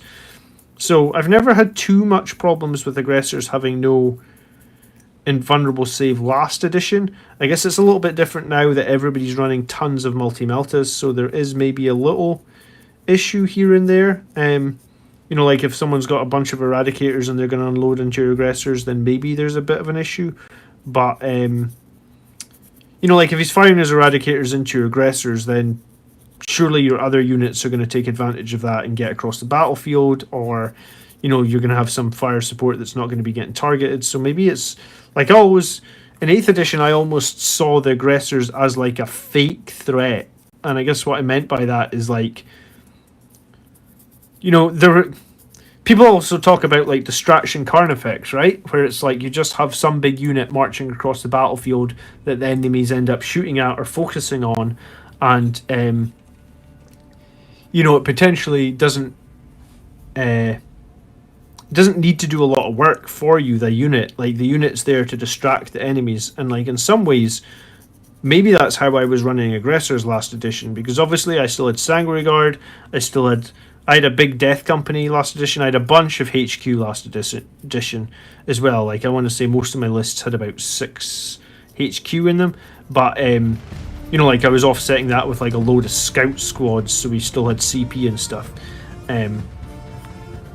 So if you've got like I generally thought the aggressors were reasonably survivable, I guess is what I'm trying to say. Like they would survive reasonably well with the standard of sacrifice. So I guess like with a priest being there, giving them sort of a similar shrug, and then the ability to do some healing. And I mean, the advantage with the aggressors as well is you could run them in a 5-man squad, right? And in a 5-man squad, you would just pay that 1 CP for transhuman, which also could be very strong. So yeah, I mean, I just haven't run aggressors recently, but like I don't think they're as weak as I don't think they're necessarily that weak. Like I think there's still room for them in list. Blade Guard are outclassing aggressors hands down if we're not rating the shooting, which I kind of don't. Yeah, I mean like the bolt guns were very good in the last edition for the aggressors, but right now their shooting is really not that good. And the reason the bolt guns worked well last edition was the sheer rate of fire, and that you could get those double shots off, but because you can't do that anymore. And then someone actually pointed out like a really interesting tactic about like if you're going to use the Blade Guard to take the middle, then consider taking Quake Bolts on the Blade Guard Sergeant, right? So that you can basically have all your Blade Guard hit on 2s. So you have your Blade Guard, 5 of them, you have the Apothecary backing them up, you have the Blade Guard potentially hitting on 2s. I mean, at that point, you could actually put all of them into an Impulsor if you wanted as well. I mean, I have actually run that, an Apothecary with 5 Blade Guard and an Impulsor. I just didn't think of the Quake Bolts idea until recently when someone mentioned it in the Facebook group. So, I mean, there is some really interesting synergies and options there, I think, for taking the middle of the battlefield. And I mean, taking the middle of the battlefield is pretty important, right? Especially if you think of like, I generally really like Oath of Moment. I think it's one of the easiest secondaries we've got to score at the moment. So having something sit in the middle of the battlefield. In this list, the thing that's going to sit in the middle of the battlefield is likely going to be 2 veterans, the company champion, and 5, I think it was going to be 5 Blade Guard vets. So that's what I'm going to have sitting in the middle. And I guess if I need my priest to jump over there and do some healing, then maybe that'll happen too. Aggressors are 3 attacks, 4 for the sergeant. Yeah, that's what I thought. So on the charge, a 3-man squad of aggressors gets 16 attacks, strength 8, -3, 2 damage, -1 to hit. Yeah, so you would get. Actually, here's a question, and maybe someone in chat can answer it because I don't have the codex right in front of me right now. Could you take Quake Bolts on the Aggressor Sergeant if he had the Bolt Storm weapons? Like, what's the wording on Quake Bolts again? Because it's something to do with, like, you have to have a bolt weapon or something? I need someone in chat to confirm that.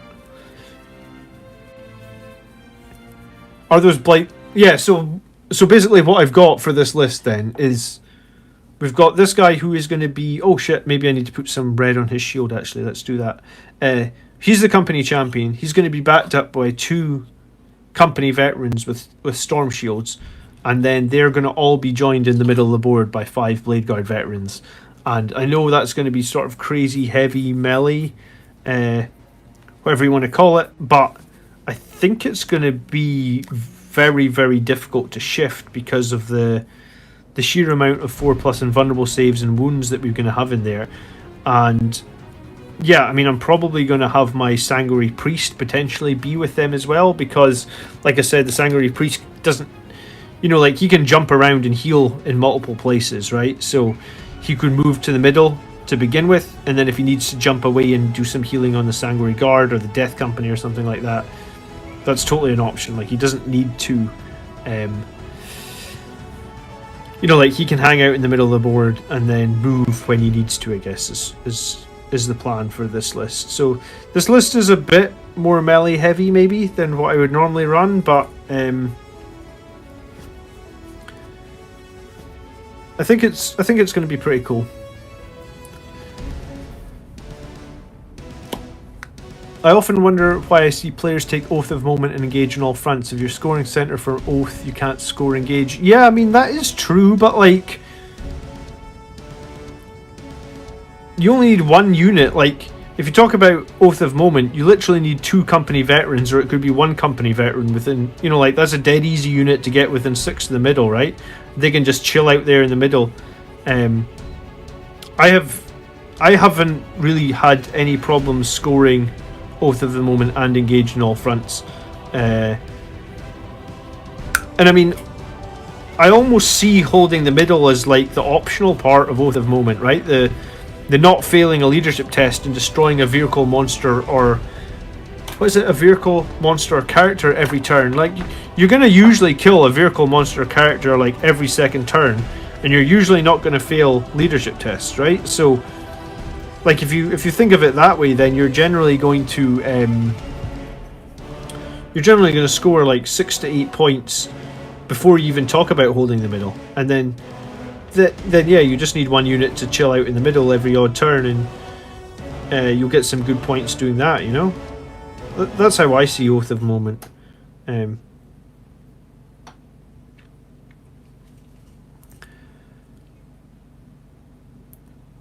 Yes, so the Aggressor Sergeant could take Quake Bolts, but you'd only get 1 shot. I mean, that's interesting as well. So yeah, there's definitely ways you could hold the middle very effectively with Aggressors and Blade Guard Veterans. And potentially that immobile Apothecary that we talked about, because it's just hard at the moment because our HQ options are so good, and it's like, you're really forced to take a battalion, it feels like, in 9th edition. Like, because you want to start with those 12 CP, and then when you start spending it all on relics and stuff, it can really use it up fast, I guess. Or at least that's what it feels like to me. Do you not rate Assault Intercessors? Weight of attacks and being able to fight twice I found is really useful. Yeah, I mean, I have been running Assault Intercessors. You know, like, I did paint 10 of them up the second Indomitus came out. I thought, like, these are going to be the best troop choice that we can have. But they die way too often for me in No Man's Land. And I guess what I mean by No Man's Land is when they're moving from my deployment zone to the center field, or to a board edge to store me some engage in all fronts. Like, I think I've used Assault Intercessors in maybe like 20 battles, and I've had like 2 effective casts of Honor the Chapter. So I mean, like, just looking at the math like that, I'm like, yeah, these aren't, looks good on paper, but like actually getting it to happen in a battle doesn't feel like it happens all that often. I mean, it does happen, but I feel like it doesn't happen as often, and as such, I'd rather have like a higher percentage play. But I mean, don't let me stop. Like, if you want to run a couple of Phobos units and Assault Intercessors, I mean, I have won my last 8 games in a row using that, right? So, you know, you can win games with it, and you can get some value out of it, just maybe not as much value as you want out of every game. But yeah, I mean, you know, try it if you want, brother. Yeah, so Echo Mirage says that you can give this relic select 1-bolt weapon, so it would probably be okay. But Quake Bolts are great on the Blade Guard Sergeant, as they can then shoot in combat. That is very true as well. Yeah, it is a pistol, so they would get to shoot in combat. So even if they're locked in combat, they're still able to get their +1 to hit the following turn. So, what the hell is that? Just splodged a giant bit of paint on there. I didn't realise. Must be getting tired.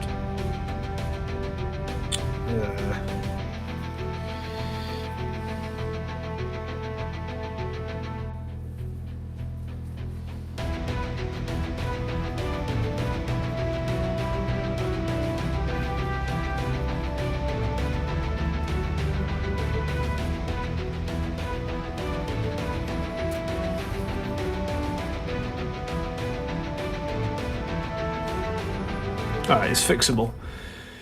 3 patrols. Hey, good evening, Bedrock. How you doing, man? You missed a big debate about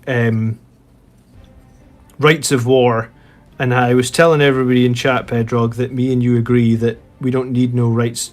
No, not rights of war. Sorry, rights of battle. I don't like this brush. This is one of those starter brushes, and wow, does it? You know, I guess just because I'm doing base coats, I'm using a cheap brush, but wow, I don't like it.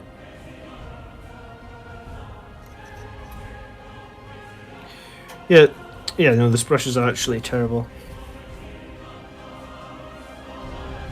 I can't paint with this brush. And it must, yeah, so the Citadel starter brushes, you see that? They're terrible.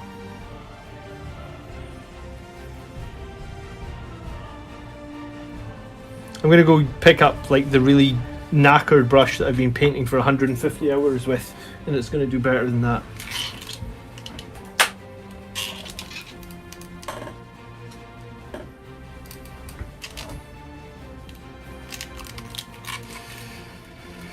Assault intercessors work best if you have a transport. Yeah, I mean, maybe that's true. Here's an idea for a potential video. Vanilla Assault Marines Math Hammer. Is it worth bringing 2 melta guns and fly from cover to cover?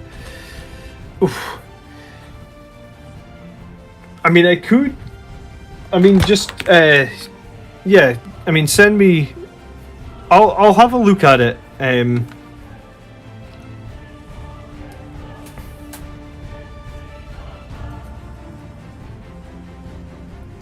I just think that the Assault Marines, you know, I think a good example is the video I did recently with the drop pod, right? Like, I was convinced that like we had this drop pod idea where we had like rerolls, and we had like a huge big Sternguard veteran inside the drop pod, and I was like convinced that the shooting was going to do a lot better. But you know what? The shooting was actually pretty average. And what was actually going to be most effective out of the drop pod was the Death Company with like just... I mean, I guess as Blood Angels we're just generally much better in combat than we are at shooting. And I mean, I'm happy to make the video, but like, I guess just be aware that if we do make a video on melta guns for assault troops, you're probably going to find that they get outperformed by just about any melee option that we have. And the power of the red thirst rule, like, it just cannot be underestimated, like how strong that rule is and how much, you know, basically it's 20%, because if you think about it, on a dice there's 6 numbers, right? So if you take 1, divide it by 6, like each unit on the dice is 16.67%, right? So like that +1 to wound is just like 16. You know, it's basically a 6 better in every situation. So yeah, I mean, you'd think your melta guns and you'd be like, oh yeah, these melta guns are going to do great, but like, you just need one weapon that's like slightly worse, but then you add on the 16% chance, and then all of a sudden it's like, wow, that's just as good as the melta gun, and it doesn't cost nearly as many points, and we get like so many more attacks with it. That's what I seem to find. And Pedrog says OBSEC only matters for the living. Yeah, that's what I was basically saying. Like, we're Blood Angels. If you're in the objective with the enemy, then aren't you killing that enemy because we're Blood Angels? And like we just said, Red Thirst is super strong.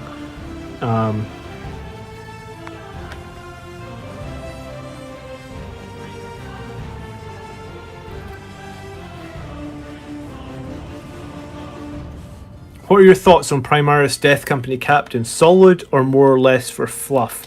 The best Death Company Captain at the moment, if you ask me, is a Death Company Captain on a bike. If you take a Death Company Captain on a bike and you give him the Teeth of Terra, I'll make a video on this as well, but he is going to be in my list for the next battle I fight. Death Company Captain on a bike with the Teeth of Terra, with a Storm Shield, is 130 points, I believe. You can give him what can you give him? Imperium Sword to get 11 attacks with essentially a strength 6 plus 1 to wound, 2 damage a shot, which I think is crazy good. And he's also super survivable in that he's toughness 5 and he's got 6 wounds, I believe. And then he's got a 2 plus, 4 plus, 6 plus save.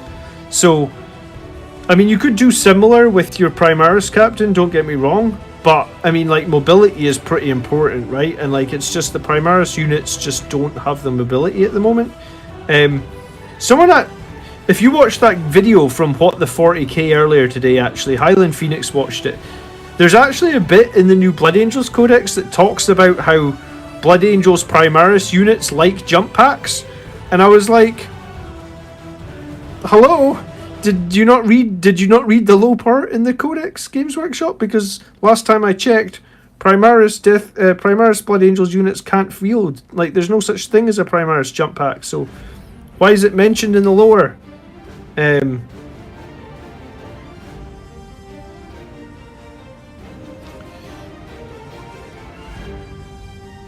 Yeah, that brand new brush. Like, it's literally brand new. The starter brush by Games Workshop. Like, I had never used it before. It is worse than, like, a £5 Element Games brush that's done, like, probably 200 hours of painting.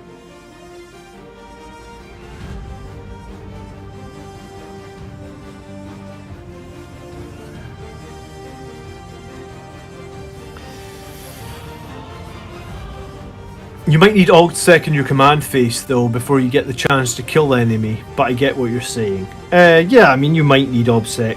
But, I mean, I guess it goes back to just your playstyle, right? Maybe you want to deny Ob-Sec, I want to just generally kill my enemy. I did think when I first read the Rights of... I forget what it's called, Rights of War, Rights of Battle. I did think the first time I read that that Warlord trait, I was like, oh, this is really cool. This would be really strong for Sanguinary Guard. So, I mean, I guess I can understand what you guys are saying, but I guess for the moment I'm not really using it.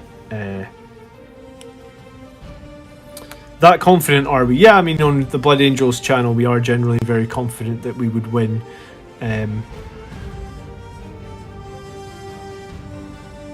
I'm going to try out the Bike Captain soon, plus it gives me an excuse to kit bash a sweet custom chopper. Yeah, I have a sweet custom chopper right here.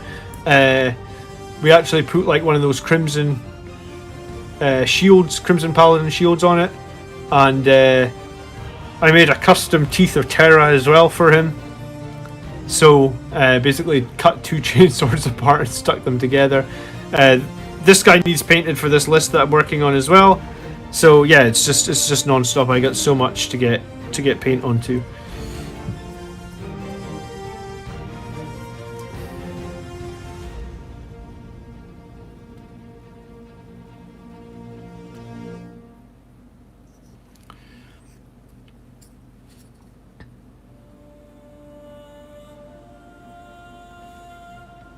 What jump pack? We'd have to wait until the next Codex expansion like Blood of Baal to get our Primaris with jump pack. Yeah, exactly. That's why it seems very strange that they wrote about Primaris Marines liking jump packs in the lore of the new Codex when there is no way to get any... You know, like, if they put out a jump pack that like a Primaris captain could take, and they maybe let him take like a Thunderhammer or something, would they sell Primaris captains? Yeah, I mean, they'd probably sell them like off the shelf because everybody would want a Primaris jump pack captain. But I mean, at the moment, like I said, for the whole of 9th edition, it's probably going to be those bike captains that are the strongest. So if Games Workshop really want to make Blood Angels more themed, I feel like they're going to have to do something to that end where it's like, we either get some other bonus for wearing jump packs, because there's not enough of a disadvantage to the bikes, I feel like, if anything, the bikes are, you know, they're cheaper, and you're more survivable, like quite a bit more survivable. Like in some cases, 2 more wounds, 1 more toughness. 2 more wounds, 1 more toughness is a big deal. Especially against like something like Death Guard, where they have like ways to reduce toughness and stuff now. It'll make a lot, you know, every single wound roll your enemy makes will be 20% difference, you know? It's kind of crazy.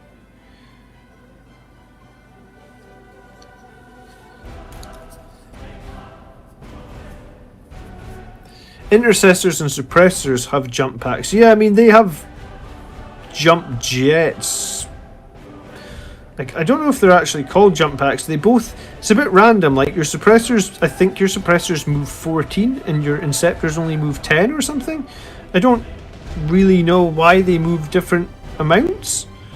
I'd have to double check that, but I feel like I'm like 90% sure they move different amounts.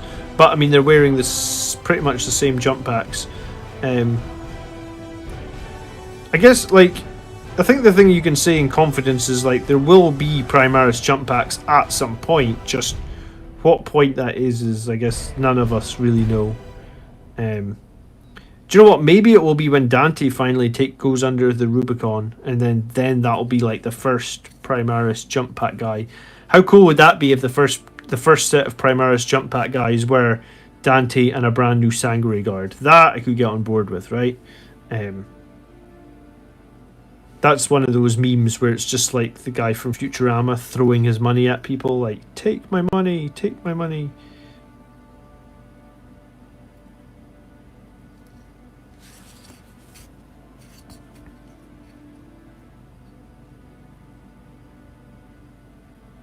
Edition 10 has got to be off the chain. Edition X, yeah, that'd be pretty cool if they just called it X or something, wouldn't it? So I just noticed that it's like just past midnight, guys, so I am going to be finishing up very, very shortly.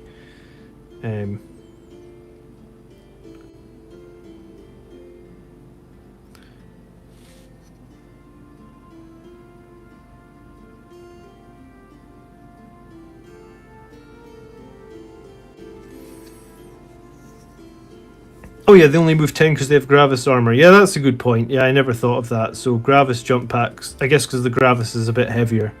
I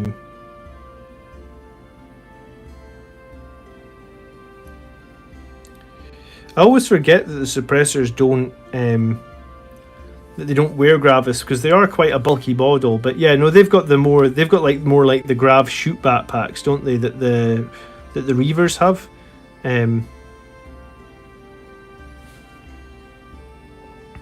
But yeah, I feel like they would sell a lot of boxes of stuff if they brought out some sort of Primaris jump stuff. And even I'd be okay even if it just started with like a captain or something, like a more customizable captain, because I feel like the Primaris captains that we get access to at the moment, they're pretty lacking in customization, right? It's like, for a while there, all you could do was replace their weapons with like a plasma pistol and a power fist, and I still don't think there's technically a way to get a Thunderhammer on a Primaris captain, right? And I feel like if they're gonna make a jump Primaris captain, like, he needs to have maybe not the default mode, but like I feel like it would need to be an option that he could have a Thunderhammer. Didn't the new Raven Guard Primaris Chapter Master get a jump pack? If he did, I never spotted it. You'd have to let me know the name of the model. I'm not sure.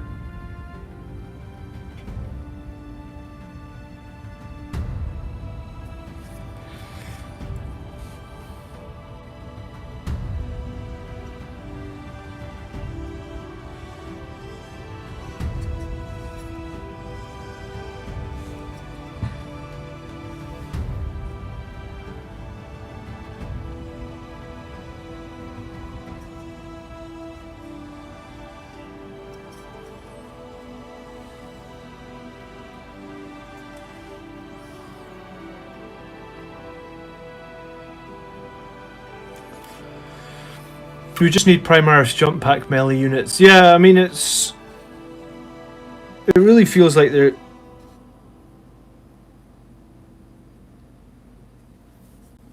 You know, like, I guess the last couple of... You know, like, the Blood of... When did we get Primaris Death Company? Was that...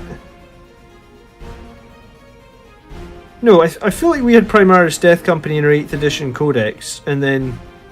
Or was it the Blood of Baal? Like, I mean, they only got the box for Death Company Intercessors recently, but they've been around for like a decent while, right? I just never run them because I just feel like the regular Death Company with their options were always better, and their jump packs were always better. So honestly, I haven't looked at them probably as much as I could have, but I mean, there's almost no point. So, but my question, I suppose, is when did they come out? Like, what is, like, how long were they out before they changed it so they can have some melee weapons? And then, like, how much longer do you guys think that they'll be out before they change it so they can have jump packs? They came out in Psychic Awakening, Blood of Baal, okay.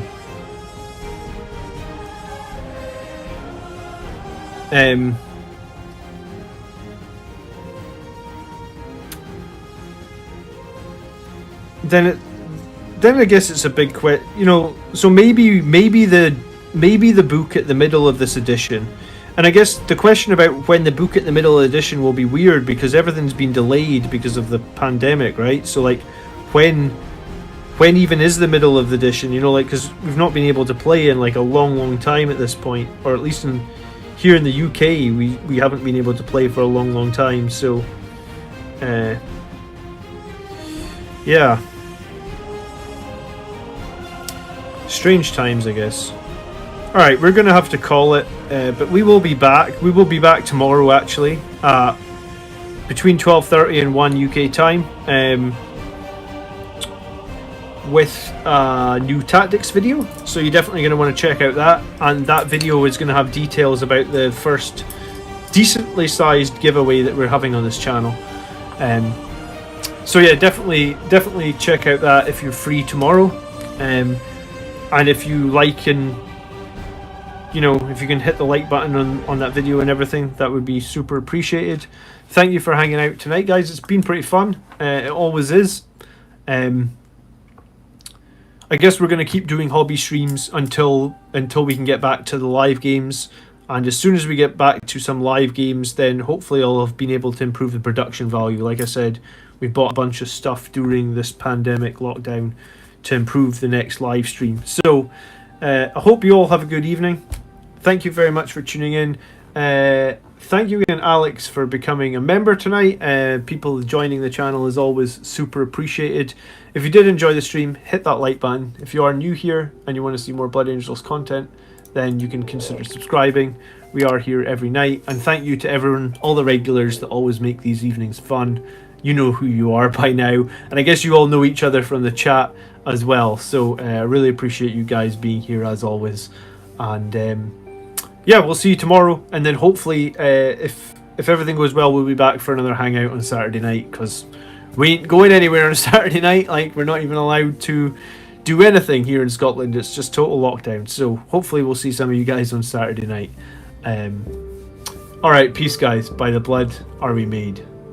Good evening.